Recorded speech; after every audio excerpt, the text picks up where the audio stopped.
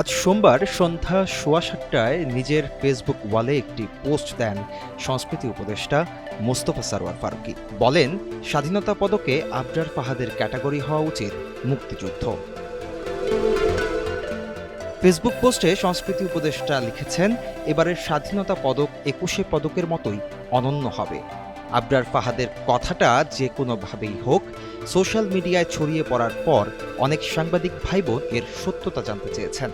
তাদের সবার জন্য উত্তর, একটু অপেক্ষা করেন, পুরো তালিকাই জানতে পারবেন, অসাধারণ সব নাম দেখতে পাবেন। ফারুকী লিখেছেন, এবার আসি এই পোস্ট লেখার আসল কারণে। আবরার ফাহাদের নাম সামনে আসায় সব স্তরের মানুষের উচ্ছ্বসিত প্রশংসার পাশাপাশি একটা নির্দিষ্ট দলের লোকদের অবুঝ প্রশ্ন দেখতে পাচ্ছি। আবরার ফাহাদকে স্বাধীনতা পদক কি বিবেচনায় দেওয়া হবে?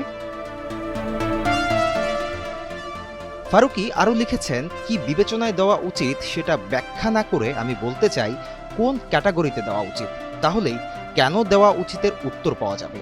আমার একান্ত ব্যক্তিগত বিবেচনা, আবরার ফাহাদের ক্যাটাগরি হওয়া উচিত মুক্তিযুদ্ধ। মুক্তিযুদ্ধের ফল স্বাধীনতা, স্বাধীনতার প্রধান শর্ত সার্বভৌমত্ব, আর সার্বভৌমত্বের ভ্যানগার্ড আবরার ফাহাদ।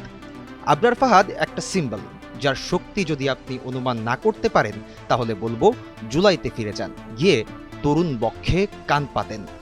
যার নিঃশ্বাস শুনবেন তার নামই আবরার ফাহাদ। এর আগে আজ সকালে সামাজিক যোগাযোগ মাধ্যম ফেসবুকে উপদেষ্টা আসিফ মাহমুদ সজীব ভুঁইয়ার ভেরিফাইড ফেসবুক আইডি থেকে আবরার ফাহাদকে নিয়ে একটি স্ট্যাটাস দেওয়া হয়। স্ট্যাটাসে বলা হয়, অন্যায়ের বিরুদ্ধে দাঁড়ানোর সাহসিকতার প্রতীক, মুক্তচিন্তার এক প্রতিচ্ছবি আবরার ফাহাদ। মরণোত্তর স্বাধীনতা পদক 2025-এ ভূষিত হওয়া তার আত্মত্যাগের স্বীকৃতি। তার আদর্শ আমাদের আলোকিত করে, ন্যায় বিচারের পথে এগিয়ে যেতে অনুপ্রেরণা দেয়। জাতি তোমাকে ভুলবে না আবরার।